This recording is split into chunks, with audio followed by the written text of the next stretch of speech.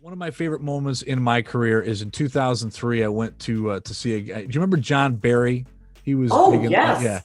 had he loves taking a shine, that kind of thing. Well, Yeah. he would come. He was really good friends with my morning show partner, Wild Bill, and he would come to Benton Harbor, St. Joe, or if he couldn't, we'd go see him in Kalamazoo. Every year he would do a Christmas show, and so one year he brought this new guy that he had just signed to his personal label, and he had him opened up. So I'm in the lobby of the State Theater in Kalamazoo talking to my morning show partner and the PD from the station, the country station in Kalamazoo. And I hear this guy just strumming off the guitar, and I excuse myself from the conversation, and I went and watched it from the side of the stage. I watched this guy play his whole set with just him and his guitar. And the song that he played was unbelievable. And I remember I went the next day and I bought his CD. And in all of my years working behind the mic, I'd never bought one piece of music except for this one. And I paid $10. It was on a verbatim disc. And I took it back to the station and I played this track for my PD. And I said, we need to start playing this. Nope. 5 years later, I'm a program director at KMAG in Fort Smith, Arkansas. And I'm programming into the computer the Jeff Foxworthy show for the weekend, because we've aired on the weekends. Yeah.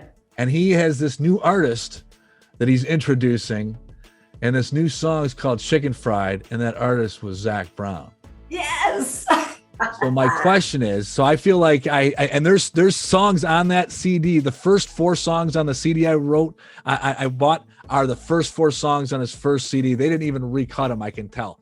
But there's 4 or 5 cuts on there that no one's ever heard except for the people who bought those verbatim, because I've listened to his But my point is, do you have a story like that? Did you discover someone before the masses did?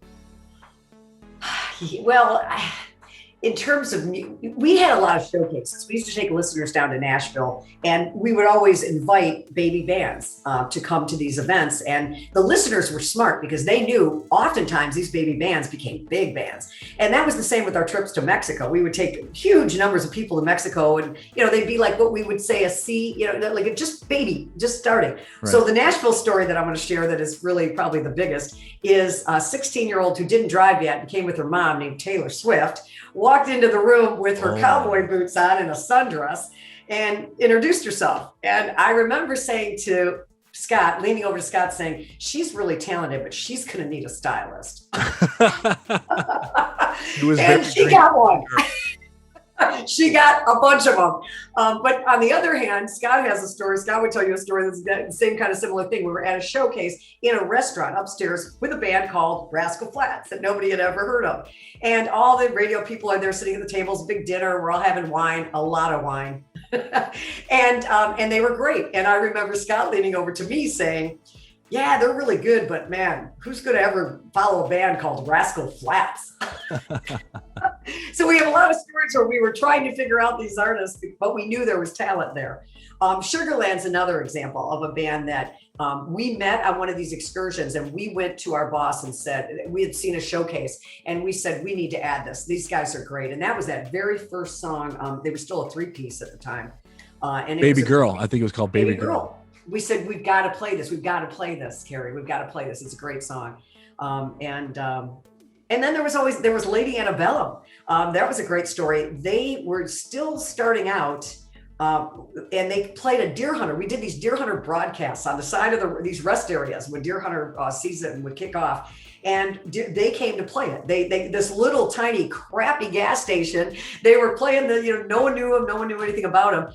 And it ended up that as they began to get hits, they referred in an interview, like to People magazine, that their worst gig ever, quote unquote, was playing a deer hunter gas station. Well, our next interview with them, we called them out. We're like, how dare you say that was your worst gig ever? So to repay us, they came back 10 years later to do, or maybe it was even 5 years later, to do a full-on stage in the parking lot at that gas station for the throngs of fans that now knew who they were. And that was their repayment to us for saying that their first gig with us was the worst ever. It was a blast.